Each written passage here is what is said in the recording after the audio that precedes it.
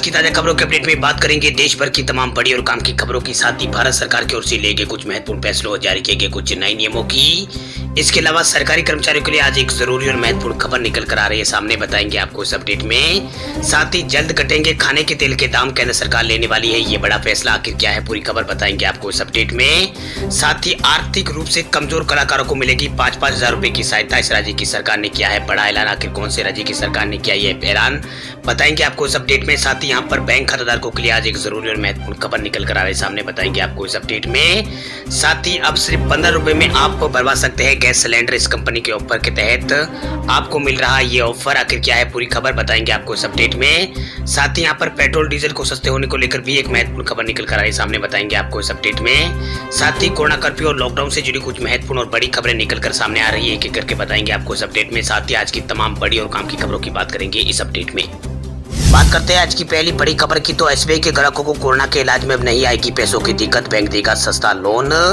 भारतीय state bank ने Covid मरीजों के लिए एक यूनिक स्कीम कवच पर्सनल लोन लॉन्च की है। इस स्कीम में कोविड मरीजों को 5 लाख रुपए तक का सस्ता लोन मिल जाएगा। एसबीआई का कहना है कि बैंक ग्राहक ये पर्सनल लोन 5 सालों के लिए ले सकेंगे। इसका मतलब ये है कि अगर बैंक ग्राहक कोरोना इलाज के लिए स्कीम में लोन लेते हैं तो उन्हें रीपेमेंट के लिए 5 साल का समय यहाँ पर मिलेगा। वही बैंक की ओर से जारी बयान के मुताबिक एसबीआई कोरोना कवच लोन ग्राहकों को अपनी या फिर अपने परिवार के सदस्यों के कोविड इलाज के लिए ये लोन मिल सकेगा। इस लोन में कोविड से जुड़े मेडिकल खर्च का यहाँ पर रीपेमेंट यहाँ पर हो सकेगा। इसके बारे में ये जानकारी यहाँ पर दी गई है। वही एसबीआई की स्कीम के तहत ग्राहकों को 5 लाख रुपए तक का लोन 8.5% सालाना ब्याज दर पर 60 महीनों के लिए मिल सकेगा।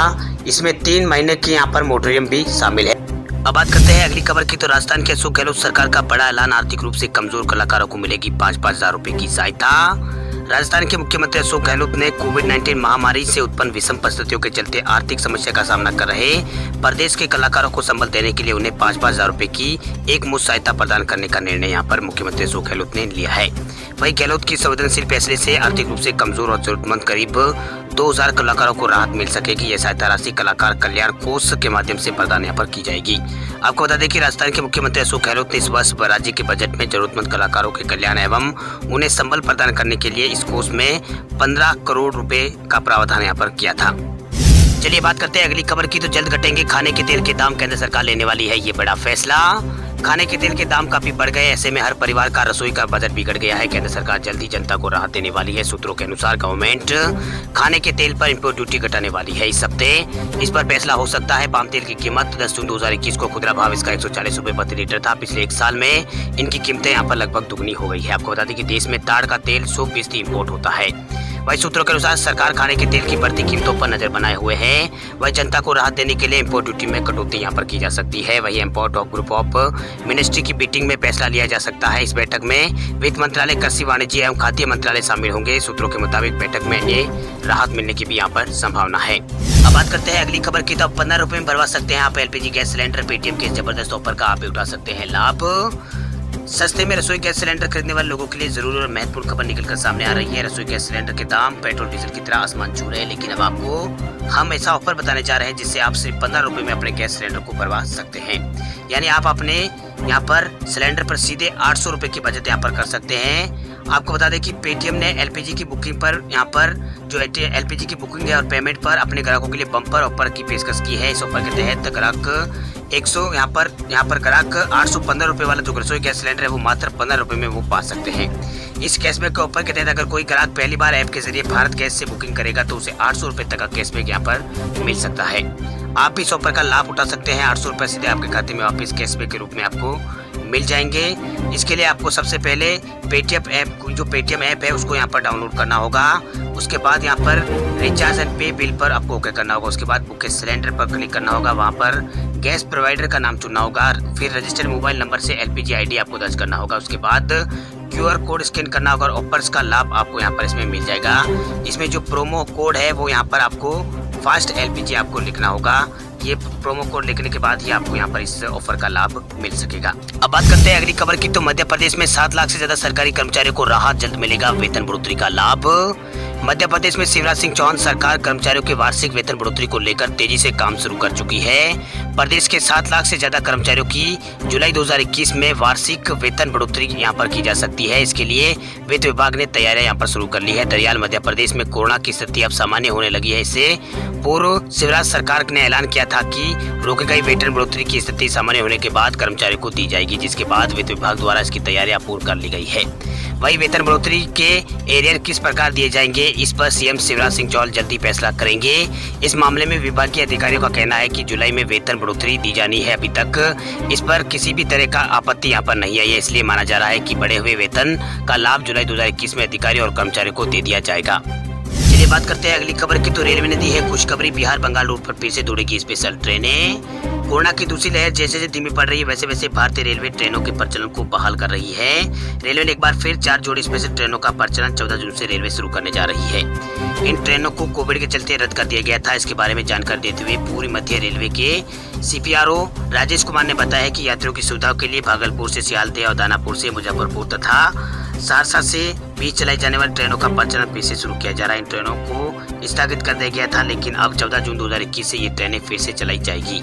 रेलवे की ओर से यहाँ पर ये जानकारी यहाँ पर दी गई है। रेलवे की ओर से ऑफिशियल यहाँ पर ट्वीट करके इस बारे में यहाँ पर जानकारी दी गई है रेलवे की ओर से। चलिए बात करते हैं अगली खबर की। तो राजस्थान बोर्ड ने रीट परीक्षा स्थगित करने की है आधिकारिक घोषणा।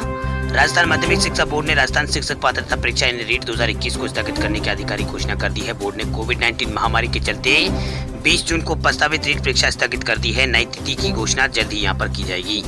वैसे पिछले कई दिनों से कोविड-19 की भयावह स्थिति को देखते हुए 20 जून को आयोजित होने वाली इस परीक्षा को स्थगित ही माना जा रहा था। परीक्षा के एडमिट कार्ड जारी नहीं किए गए थे। सरकार भी पिछले कई दिनों से नई परीक्षा तिथि पर यहाँ पर मंथन कर रही है, लेकिन गुरुवार को इसे टालने का आधिकारिक ऐलान यहाँ पर कर दिया गया है। वही राजस्थान माध्यमिक शिक्षा बोर्ड यानी RBSC ने रीट की आधिकारिक वेबसाइट पर इस संबंध में नोटिस यहाँ पर जारी कर दिया है। राजस्थान बोर्ड ने नोटिस में कहा है कि रीट 2021 परीक्षा पूर्व में 25 अप्रैल 2021 को आयोजित होने वाली थी, जिसे EWS श्रेणी से वंचित रहे अभ्यर्थियों को अवसर देने के लिए बदली जो यहाँ पर तिथि थी उसे अगली तिथि 20 जून 2021 यहाँ पर की घोषणा यहाँ पर सरकार द्वारा की गई थी, क्योंकि अब 20 जून 2021 की परीक्षा भी कोविड-19 संक्रमण के दृष्टिगत स्थगित की जा चुकी है। वह सरकार द्वारा नवीन तिथि की घोषणा शीघ्र यहाँ पर की जाएगी। तदनुसार रीट 2021 परीक्षा का आयोजन यहाँ पर किया जा सकेगा। ये यहाँ पर सरकार यहाँ पर नोटिफिकेशन में ये बात यहाँ पर कही गई है। वह रीट का सर्टिफिकेट भी यहाँ पर स्टेट की तरह लाइफ टाइम वैलिड यहाँ पर किया जा सकता है। शिक्षा विभाग ने इस मसले पर विचार विमर्श शुरू कर दिया है। वर्तमान में रीट सर्टिफिकेट की वैलिडिटी 3 वर्ष है। वही 2015 में इसकी की वैधता 7 साल की थी। वही शिक्षा मंत्री गोविंद सिंह डोटासरा ने बुधवार को सचिवालय में 4 घंटे तक शिक्षा विभाग के निलंबित भर्तियों को लेकर बैठक ली। अब बात करते हैं अगली खबर की। तो दिल्ली में वाहनों की बेकाबू रफ्तार पर लगी है लगाम। ट्रैफिक पुलिस ने स्पीड लिमिट में किया है संशोधन। दिल्ली की सड़कों पर पराठे बनने वाले बेकाबू वाहनों की रफ्तार पर लगाम लगाने के लिए दिल्ली पुलिस ने शुक्रवार को नई स्पीड लिमिट यहां पर तय कर दी है। वहीं 2 व्हीलर से लेकर कार और ऑटो ट्रक के लिए अधिकतम स्पीड यहां पर लिमिट तय कर दी गई है। दिल्ली पुलिस के अनुसार संशोधित नई स्पीड लिमिट तत्काल प्रभाव से यहां पर लागू होगी। वहीं दिल्ली ट्रैफिक पुलिस द्वारा जारी संशोधित स्पीड लिमिट वाली एक नई लिस्ट में ये साफ बताया गया है कि राजधानी में कौन कौन सी सड़कों पर कौन कौन से वाहन कितनी स्पीड में चल सकते हैं। वहीं नई लिस्ट के अनुसार दिल्ली पुलिस ने M1 कैटेगरी के वाहन यानी कार, जीप और टैक्सी और अन्य ऐप आधारित कैब के लिए अधिकांश सड़कों पर और राजमार्गों और फ्लाईओवरों पर अधिकतम जो गति है वो 50 से 70 किलोमीटर प्रति घंटे की तय कर दी गई है। इसके अलावा वाहनों के लिए आवासीय क्षेत्र, वाणिज्यिक और बाजारों और सर्विस रोड के अंदर भी छोटी सड़कों पर गति सीमा जो गति सीमा है वो यहाँ पर 30 किलोमीटर प्रति घंटा निर्धारित यहाँ पर की गई है। दिल्ली ट्रैफिक पुलिस की ओर से ट्वीट करके इस बारे में जानकारी यहाँ पर दी गई है। वही 2 व्हीलर यानी मोटरसाइकिल, स्कूटर के लिए भी दिल्ली पुलिस ने अधिकांश सड़कों और राजमार्गों और फ्लाईओवरों पर अधिकतम गति 50 से 60 किलोमीटर प्रति घंटा निर्धारित की है। इसी प्रकार वाहनों के लिए आवासीय, क्षेत्रीय और वाणिज्यिक वाहनों और सर्विस रोड के अंदर भी छोटी सड़कों पर गति सीमा 30 किलोमीटर प्रति घंटा तय की गई है। अधिकांश सड़कों पर M2 श्रेणी के वाहनों के लिए हल्के मोटर वाहनों यानी मोटर कार और डिलीवरी वैन आदि के लिए गति सीमा 50 से 60 किलोमीटर प्रति घंटा निर्धारित की गई है। वही ग्रामीण सेवा और TRS और फटाफट सेवा और यहाँ पर दूसरी तरह के जो वाहन है उनकी गति सीमा 40 किलोमीटर प्रति घंटा बनी रहेगी। दिल्ली पुलिस ने ये यहाँ पर ट्वीट करके जानकारी दी है। वही दिल्ली पुलिस ने सूचित किया है कि यदि कोई वाहन चालक तय गति सीमा की अगर उल्लंघन करता है लेकिन निर्धारित नियमों के 5% मतलब 5% के भीतर रहता है तो उसे माफ कर दिया जाएगा। हालांकि यदि कोई वाहन निर्धारित अधिकतम गति सीमा से 5% अधिक है तो दिल्ली पुलिस मोटर वाहन अधिनियम 1988 की धारा 183 के तहत अपराध का संज्ञान यहाँ पर लिया जाएगा। ये दिल्ली पुलिस की ओर से कहा गया है। अब बात करते हैं अगली खबर की। तो हिमाचल प्रदेश में अब हुआ है अनलॉक। शाम 5 बजे तक यहाँ पर खुलेगी दुकानें। हिमाचल प्रदेश की कैबिनेट बैठक में राज्य के अंदर कोविड-19 मामलों के घटने के बाद यहाँ पर कोरोना कर्फ्यू में रियायत देने की ऊपर यहाँ पर चर्चा हुई है। सोमवार को यानी 14 जून से सरकारी दफ्तरों में 50% कर्मचारी यहाँ पर आएंगे। अभी तक 30% कर्मचारी ही दफ्तर आ रहे थे। वहीं प्रदेश में मंदिर अभी भी बंद रहेंगे। शादी समारोह के लिए बंदिशें जारी रहेगी। 20 लोग ही शादी में शामिल हो सकेंगे। वहीं एसएमसी, शिक्षक और मिड डे मील वर्करों को मानदेय यहाँ पर बढ़ाया गया है। वहीं मुख्यमंत्री जयराम ठाकुर की बजट घोषणा के यहाँ पर जो बजट घोषणा है उसको कैबिनेट ने मंजूरी दे दी है। बाहरी राज्यों से हिमाचल आने के लिए RT-PCR की जरूरत को खत्म कर दिया गया है, लेकिन ई पास अनिवार्य रहेगा। वही शैक्षणिक संस्थान आगामी आदेश तक हिमाचल प्रदेश के अंदर बंद रहेंगे। इधर शिमला में कोरोना वैक्सीन की कमी के चलते धीमा पड़ा टीकाकरण अभियान फिर से यहाँ पर होने जा रहा है। 18 से 44 साल की आयु के लोगों के लिए प्रशासन ने एक बार फिर सप्ताह में 2 दिन ही वैक्सीन लगाने का फैसला यहाँ पर लिया है। चलिए बात करते हैं अगली खबर की। तो कर्नाटक में अब 19 जिलों में छूट। सरकार ने अनलॉक की नई गाइडलाइन की है जारी। कर्नाटक की BS चौधरी सरकार ने 14 जून से 19 जिलों में पार्क और उद्योग खोलने और ऑटो टैक्सी संचालन समेत कुछ छूटों का इजाजत यहाँ पर दी है। वह राज्य सरकार द्वारा शुक्रवार को जारी अपनी संशोधित दिशा निर्देशों में कुछ यहाँ पर छूटें सरकार की ओर से जारी की गई है, जिसमें उद्योगों को खोलना, आवश्यक सामान बेचने वाली दुकानों को खोले जाने का समय बढ़ाने और ऑटो टैक्सियों के अधिकतम 2 यात्रियों के साथ संचालन करने की अनुमति शामिल है।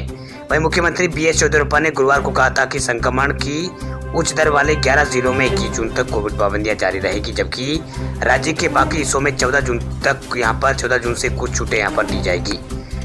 जिन 11 जिलों में यहाँ पर ज्यादा मामले हैं उन जिलों में यहाँ पर छूट ये शामिल है। दिशा निर्देशों के अनुसार सभी उद्योगों को 50% कर्मचारियों की संख्या के साथ काम करने की अनुमति दी गई है, लेकिन यहाँ पर परिधान उद्योग को केवल 30% कर्मचारियों के साथ काम करने की अनुमति है।